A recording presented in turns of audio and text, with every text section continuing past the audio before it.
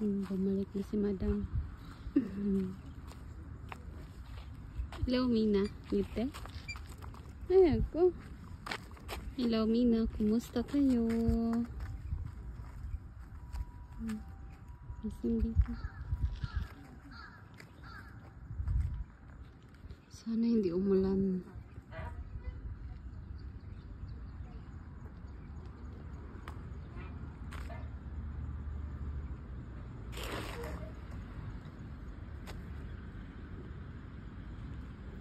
Wala si Ate Mai kanya kasi nag-assignment siya, guys. Si Kiyomi-chan lang yung walang pasok today at saka bukas.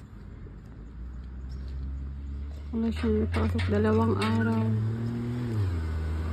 Kaya buong araw kami nasa bahay lang naglilinis. Ngayon, pinasyal ko muna siya saglit.